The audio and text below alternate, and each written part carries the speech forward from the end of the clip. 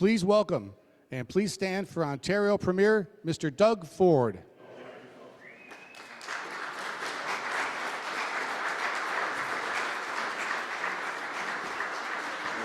And now, give a warm hometown welcome to the 57th Governor of the State of New York, Governor Kathy Hochul.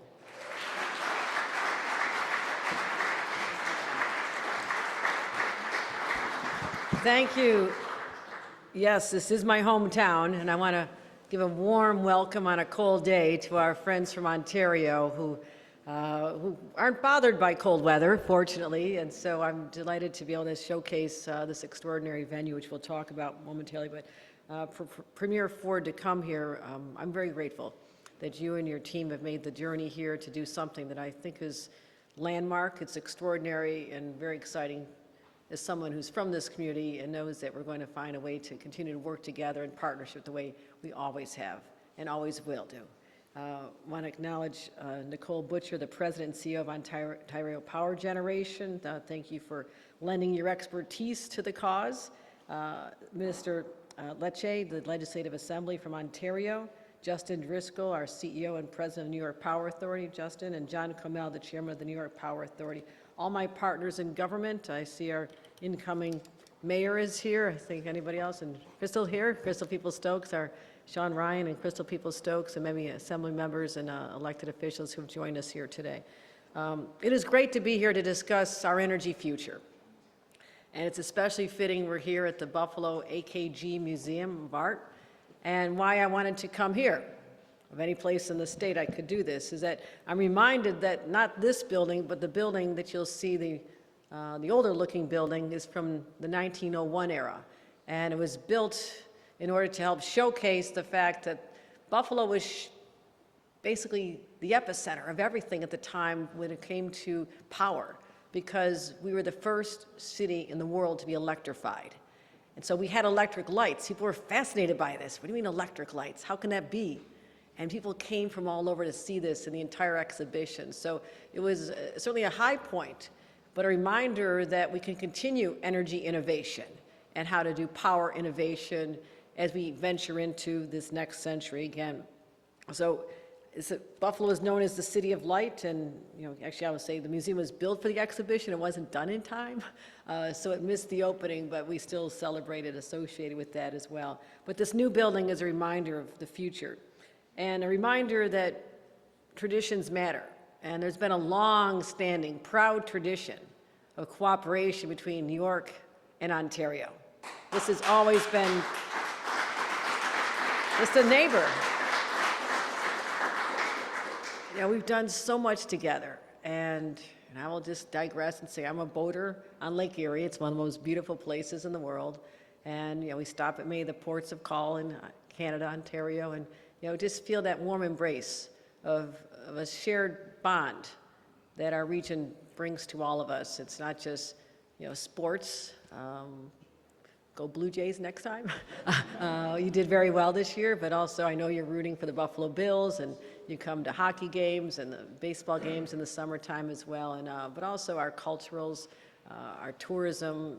You find me in my old life many times up at Niagara-on-the-Lake or strolling around both sides of the falls. And so it's a world-class region, and we need to continue working together to promote these incredible assets, but also the strength of our friendship and relationship, which is enduring. And I'm also reminded we just came off of the bicentennial, the celebration of the Erie Canal, something that was an extraordinary feat of engineering in its time, but also it opened up Canada to New York City.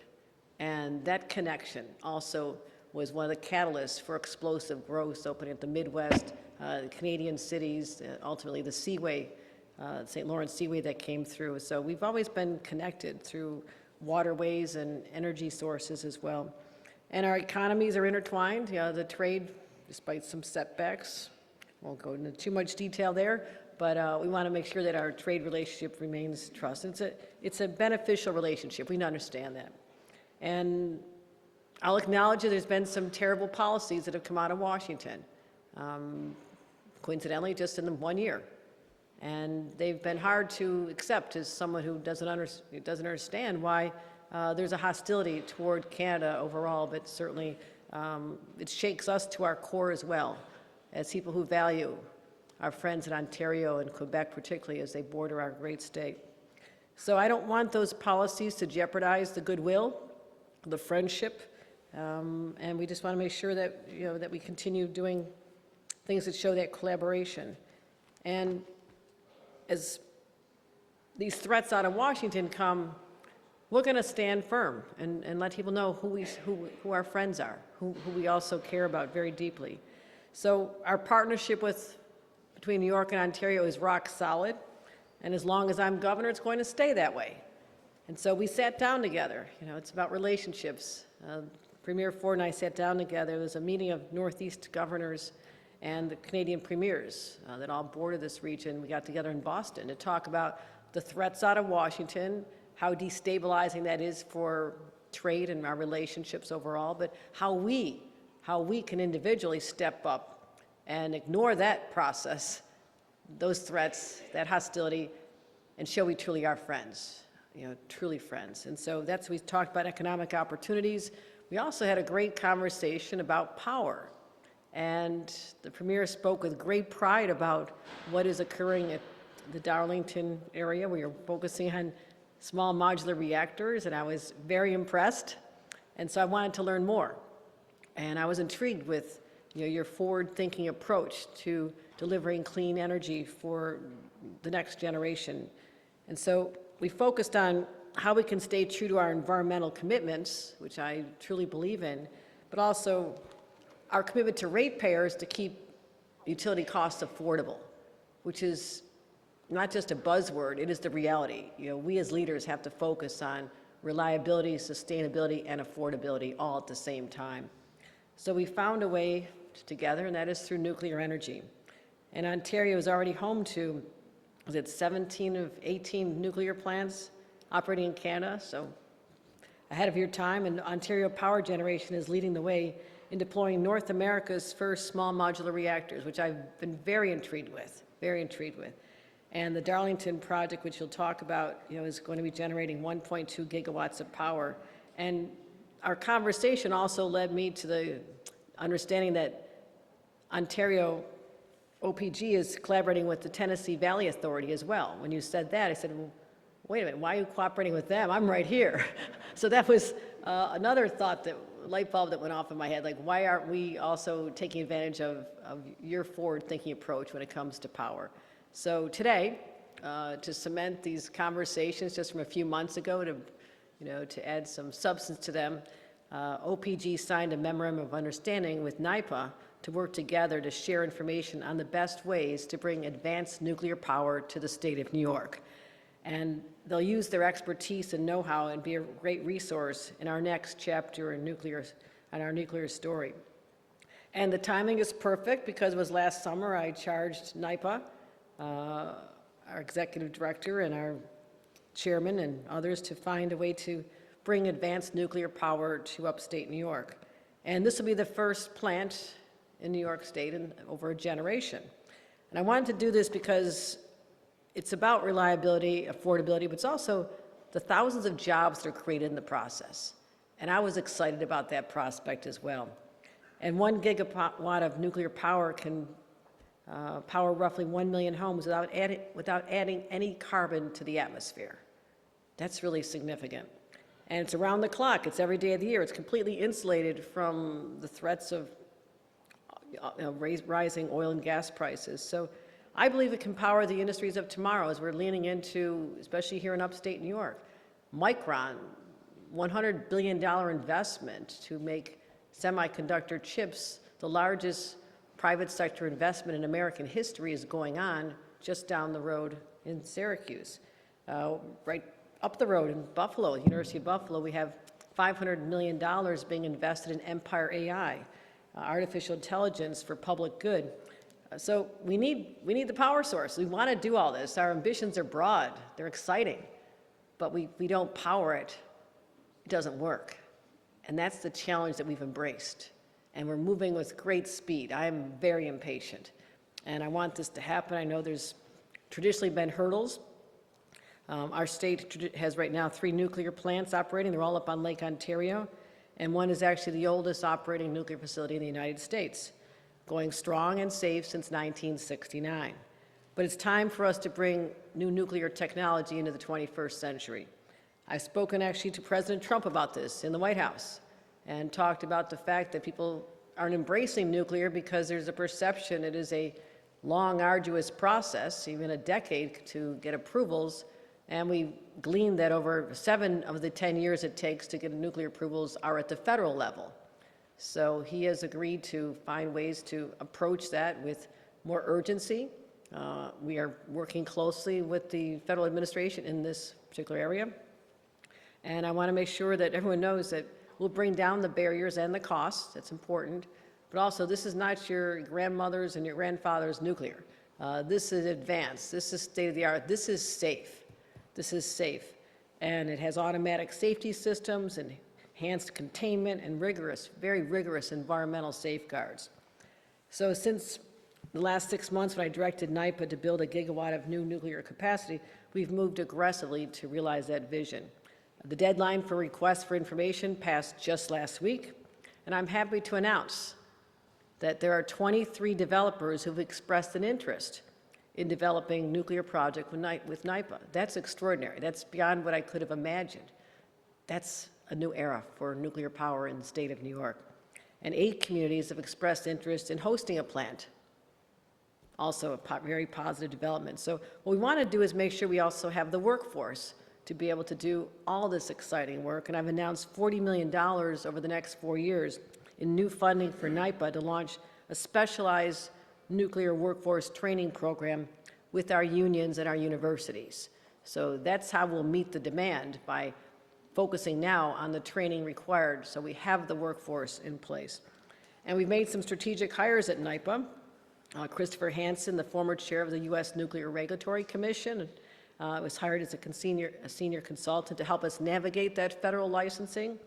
And I'm sorry I took Todd Josephowski, hired as our Senior Vice President of Nuclear Development, formerly the project director at Darlington. So, which are already underway, so we need some help, okay? You're good with that? So he'll make sure that just as happening at Darlington, which he'll talk about, is that the constructional process very quickly.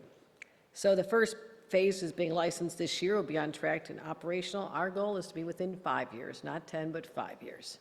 And so we're excited about this and bringing a closer relationship. And in a couple minutes, Premier Ford and I will sign a declaration of intent to reaffirm and strengthen our historic bonds. We'll show the world that we have no tolerance for policies that are intended to drive us apart. We look forward to working together through this particular opportunity and many, many more as we focus on the sharing of opportunities and resources and intellect and expertise that'll help bolster both of our economies and keep us strong and to keep the lights on. So thank you very much, everyone. Appreciate you joining us. And I'd like to introduce now Premier Doug Ford. Thank you.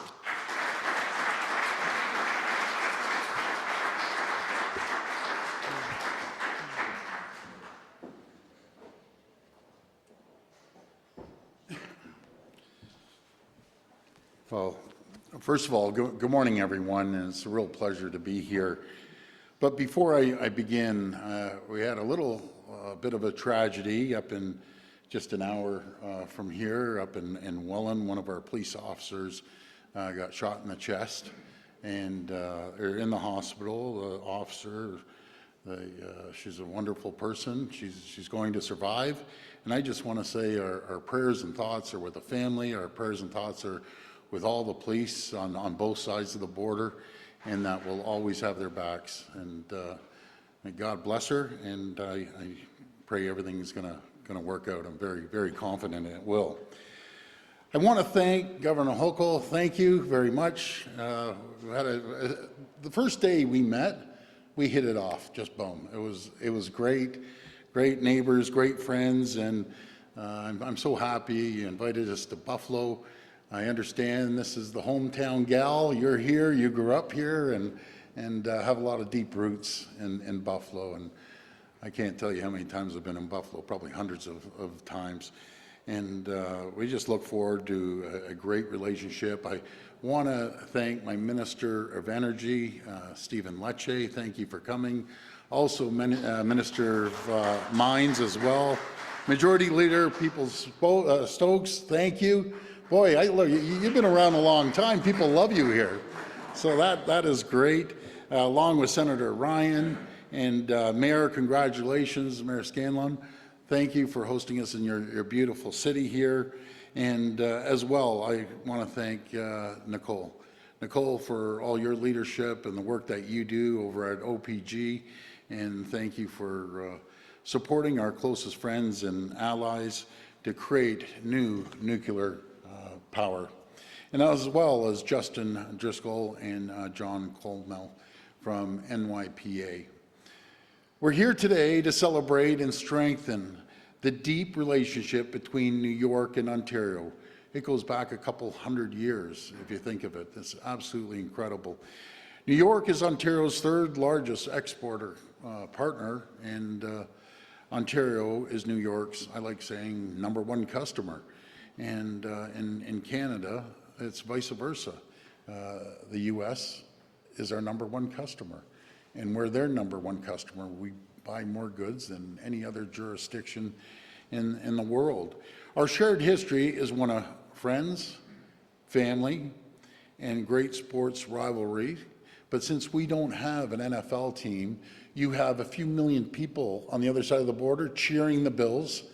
I love when it snows and everyone grabs their shovels. Everyone sits back. So go Bills! You gotta take it this year, and I'll be cheering them along. And also the Great Lakes economy, which is absolutely massive along the Great Lakes, and we share approximately about 400 miles of border, just Ontario, not to mention Quebec as well, and just the benefits for both countries. New York and Ontario have an abundant amount of natural resources that we can share. We have the largest deposit of critical minerals or rare earth minerals, and Minister Lecce is in charge of that. And who do we want to give them to? Is our closest friends and allies, to make sure those critical minerals are powering your manufacturing, your data centers, and any technology, microchips. Everything has critical minerals in it, and we want to ship them down here. As well as all the skilled workers and manufacturing might that the world needs. Now, I was telling the governor, I looked up both our GDPs, and between Ontario and New York, we would be the 7th largest jurisdiction anywhere in the entire world.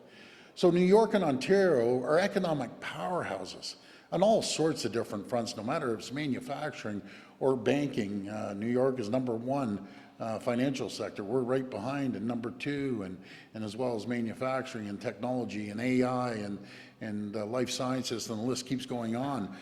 But with energy demand, everything needs energy.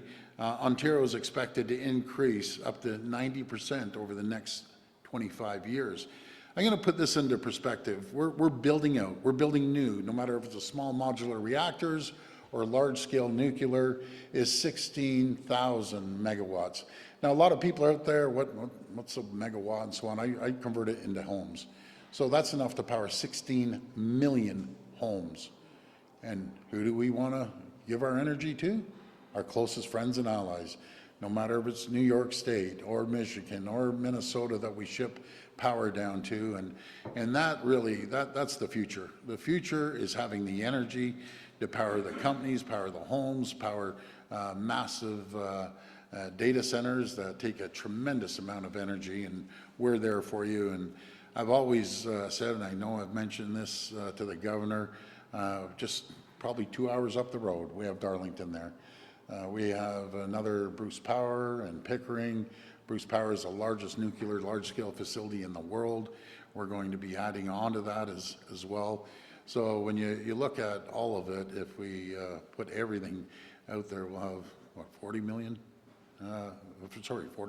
megawatts, probably a little more than that. We power up everything. For our part, Ontario is building the first small modular reactors in the G7, and we're leading the way. At Darlington site, which is just, as I said, a couple hours up the road. We invite you. We invite to share the technology. We're very open. As you said, Governor, we're sharing the technology in a partnership with Tennessee Valley Authority. And I remember you said the same thing when I told you last time. How about us? And absolutely, we're going to be there for the folks of New York. And we're upgrading existing large-scale nuclear as well across all our nuclear facilities, which is so important, and building the first large-scale nuclear facility in decades. So we have the 3, and then we have the federal 4th, but we're building a 5th one. It's going to be the largest, one of the largest in the entire world. And I agree with yourself, Governor, and I mentioned this to the Prime Minister when I saw him yesterday, that let's cut this red tape, let's cut regulations, let's start moving. Nowadays, around the world, it's faster, quicker, immediate. Because if we don't do it, other countries around the world, be it China or other countries, are going to be building out, and they're going to leave us behind. But I can assure you, with the leadership of Governor Hochul, ourselves, we will never, ever let that happen. We're close friends and the closest allies. For our part, as I was saying over at the Darlington site, we will have you by, and I'd like to see this relationship start immediately. I saw both of you signing the agreement downstairs, so we're gonna sign that as well. And that's why I'm so thrilled to be here today to sign this historic, and I emphasize historic, energy agreement that's never been done before with New York and Ontario. This deal will see Ontario share our world-class expertise in large-scale reactors as well as the small modular reactors with the great state of New York. As part of our deal, Ontario Power Generation and New York Power Authority will work together on developing an implementation of advanced nuclear technology. I always say it's safe, number one, it's clean, it's green, it's reliable, and it's cost affordable for especially the ratepayers here and over in Ontario as well. But before I conclude, I just want to take a few moments to talk about our relationship. You know, I appreciate our relationship between New York and myself and the governor. I consider her a friend. She can pick up the phone anytime, and we'll be chatting on the phone. But first of all, I want to say I love the U.S. Canadians love the U.S., and I know the Americans love Canadians. I spent 20 years of my life in this beautiful country, in our Chicago manufacturing facility, in our New Jersey manufacturing facility, and I've traveled to every single state. And as I always say, my kids basically grew up coming to our Chicago facility and down in Florida. And I just want to say that we need to work together. Protectionism just does not work anywhere in the world. I call it AMCAN Fortress, American Canadian Fortress, that we put a ring around the two countries. We continue trading with our allies around the world, but make our countries the safest, wealthiest, richest, most two prosperous countries in the world. No matter if it's our energy that we're shipping down here or goods that we buy off our great friends and allies here, or rare earth minerals as well. You know, that's a beacon of stability and security, and it sends a message around the world, and together we will prosper, the likes of which two countries have never seen before. When, you know, I always say a tariff on Canada is a tax on the American people. And it's amazing. I talk to governors every day. I just talked to the great governor in North Carolina. I'm here with Governor Hochul. I talk to senators and congressmen and women. The ironic thing is, folks, I talk to both Democrat and Republicans. I have yet to meet a Republican that agrees with President Trump's strategy of going after his closest friends and allies. This does not work. You can't unscramble an egg that's been around for generations. You have to make the omelet larger. and everyone's going to benefit. There'll be more jobs, more security, and both countries are going to thrive like they've never seen before. But folks, I want to welcome everyone to Toronto. I can't wait to take a tour of this stunning art gallery, and I encourage all Ontarians to come and visit this beautiful art gallery, and vice versa. Anyone from New York State, come over to Ontario. Governor, maybe we put a zip line across Niagara Falls. I don't know what. I think we're going to stop at the customs on either end, but we're going to do great things. The governor and I have also talked about a beautiful area is Niagara here, and Niagara over in Ontario. We're going to do great things together. But I just want to say God bless the people of the United States of America, and God bless the people of Canada. Thank you so much for having us today. Thank you.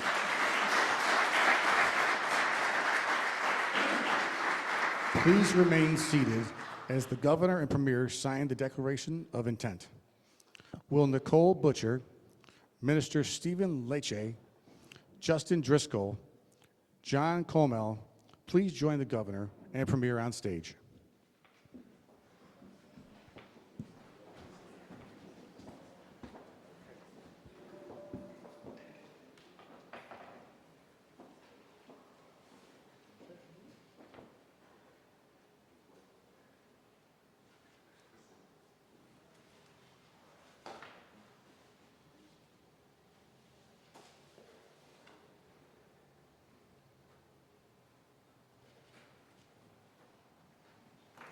The MOU is signed.